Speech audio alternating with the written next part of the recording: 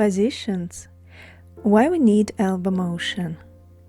Elbow motion between positions helps prepare the next position quickly and avoid stiffness and tension in the wrist. Elbow motion also helps to execute large leaps in a fast and accurate way.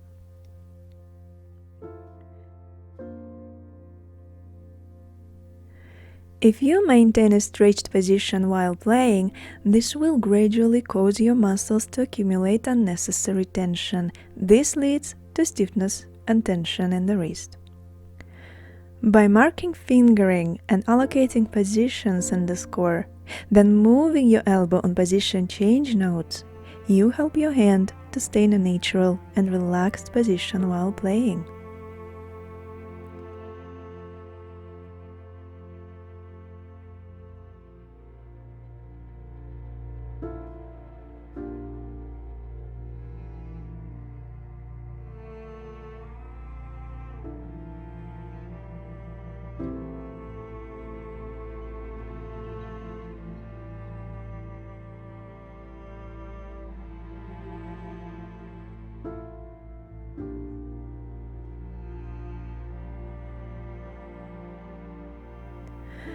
While playing, you constantly move your hand and wrist across the keyboard. If you don't do so in the right way, you will end up making your hand and wrist the head of the whole arm. This puts lots of pressure on your hand, creates inefficient angles in your wrist, and causes unhealthy tension. When you prepare a new position with the elbow, letting it lead the way instead of your wrist, this takes all the tension and pressure from your hand. Your hand simply follows your elbow in a light and relaxed way.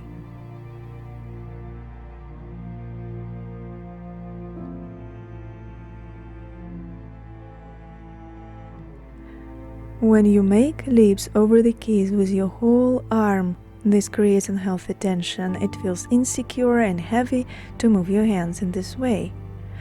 When you prepare the leap ahead with your elbow first in a very quick and light way, the forearm simply follows your elbow like a tail without fixation or tension.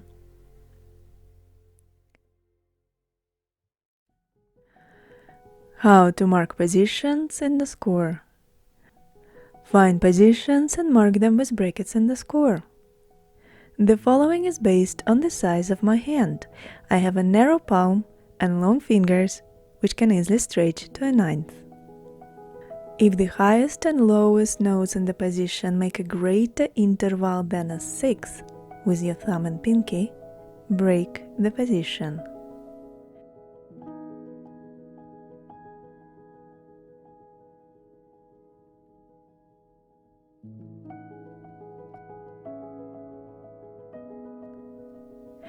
A seventh or an octave doesn't sound like a big stretch.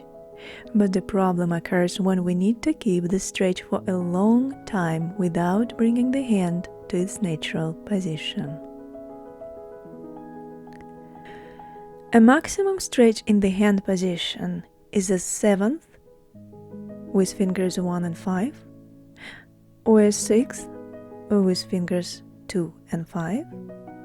This can only be used when changing positions too frequently brings more tension.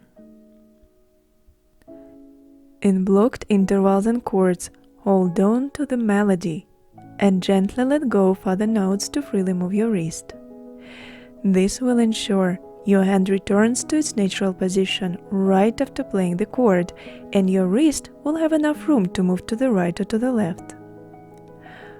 Hold the chord with the pedal to create an illusion of a sustained sound. A new position starts when you turn the thumb under. Shift your hand to a different note with the same finger. Shift your hand to the same note with a different finger, except the fingers next to each other. 1, 2, 2, 3, 3, 4, 4, 5. There is no need to mark positions in runs, which have at least 5 notes in a scale or arpeggio pattern. You will move right to the next step of circling the position change notes on relative downbeats. This will be addressed in more detail in the next lesson. How to choose optimal fingering in the score. Find the best fingering that is aligned with each position, fingering that doesn't create multiple positions unnecessarily, and fingering that helps create additional positions when needed. Write it down in the score so as not to confuse the muscle memory and to speed up the learning process.